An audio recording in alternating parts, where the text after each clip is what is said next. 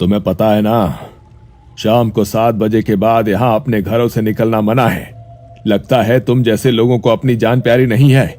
अभी थोड़ी देर बाद भूतों की बारात निकलने वाली है यहां से, और अगर उनकी नजर गलती से तुम्हारे ऊपर पड़ गई तो तुम सुबह का सूरज नहीं देख पाओगे। आप मुझे डराने की कोशिश मत कीजिए काका। और आप भी तो इस समय यहाँ पर अकेले घूम रहे हैं। क्या आपको किसी से डर नहीं लगता? लगता था, मुझे भी डर लगता था, लेकिन एक रात मेरा ये डर हमेशा के लिए खत्म हो गया। क्या? कैसे कैसे खत्म हो गया आपका डर? जैसे ही गौरव ने उस आदमी से ये बात पूछी तो वो बड़े ही भयानक तरीके से मुस्कुराया। उसका चेहरा अचानक किसी मुर्दे जैसा हो गया और चेहरे का मांस मोमबत्ती के मोम की तरह पिघलने लगा।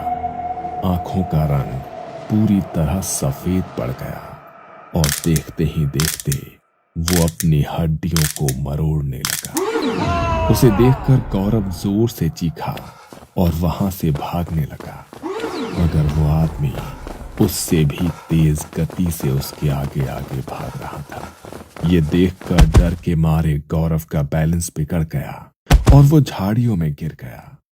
उसने बाहर की तरफ जाकर देखा तो दौड़ते दौड़ते आदमी अचानक वहां से गायब हो गया।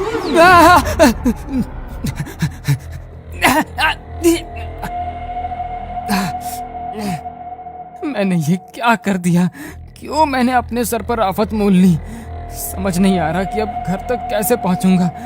मुझे तो लगता है आज रात खेल खत्म ही हो जाएगा मेरा। नहीं निकलना चाहिए था मुझे घर से बाहर।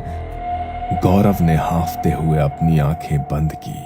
तभी उसके कानों में किसी की अजीब सी हंसी की आवाज पड़ी। वो बुरी तरह डर गया। उसने हिम्मत करके आंखें खोलकर देखा तो वही आदमी ठीक उसके बगल में बैठा था और उसे देखकर भयानक तरह से हंस रहा था। अब तुम कहीं नहीं जा पाओगे। अपनी मौत को खुद बुलाया है तुमने, और तुम्हारी मौत अब तुम्हारा पीछा नहीं छोड़ेगी। उसने अपनी गर्दन मरोड़कर हंसते हुए गौरव को देखा और फिर से वहां से गायब हो गया। गौरव झाड़ियों में दुबक कर बैठा था, क्योंकि वहां से निकल पाने की उसकी हिम्मत नहीं हो रही थी। वो झाड़ियों के रास्ते ही धीरे धीरे चलकर घर तक पहुंचने की कोशिश करने लगा। तभी उसे बैंड बाजे की आवाज सुनाई दी, जैसे किसी की शादी हो रही हो। गौरव ने ध्यान से देखा तो पीछे से किसी की बारात आ रही थी। वहां बहुत चकाचौंध थी। उन्हें देखकर गौरव की जान में जान आई। शायद ये लोग मेरी कुछ मदद कर सकें। इनके साथ निकलूंगा तो घर तक पहुंच ही जाऊंगा, वरना अकेले रहा तो मेरा बच पाना भी मुश्किल है। गौरव झाड़ियों से बाहर निकलने लगा। तभी उसे राहुल की कही हुई वो बात याद आई और वो फिर से झाड़ियों में दुबक कर बैठ गया। ये तो क्या करने जा रहा था गौरव? भूल गया राहुल ने तुझे क्या कहा था कि रात को यहाँ से भूतों की बारात गुजरती है, और अगर उनका ध्यान मुझ पर पड़ गया तो मुझे भी अपने साथ ही ले जाएंगे। मुझे कुछ भी करके इनसे बचना होगा, वरना अगर इन्होंने मुझे देख लिया तो ये तो मुझे मार ही डालेंगे। गौरव कांपते हुए झाड़ियों में बैठा था। उसके फोन की रिकॉर्डिंग अभी भी चालू थी, मगर अब उसमें कुछ रिकॉर्ड हो रहा था तो वो था सिर्फ उसका डर। बारात में बजने वाले ढोल, ताशे और शहनाइयों की आवाज जोर जोर से उसके कानों में पड़ रही थी। वो वहां से उनके निकलने का इंतजार कर रहा था। वो अपनी आंखें बंद करके झाड़ियों के बीच बैठा रहा।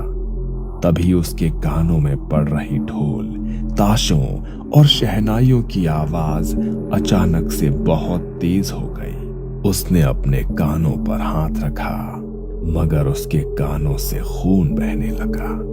उसने डरते हुए अपनी आंखें खोली और उसने देखा कि वो बारात धीरे धीरे उसके पास आती जा रही है। और जैसे जैसे वो बारात उसके पास आ रही थी, वैसे वैसे उसका डर बढ़ता जा रहा था।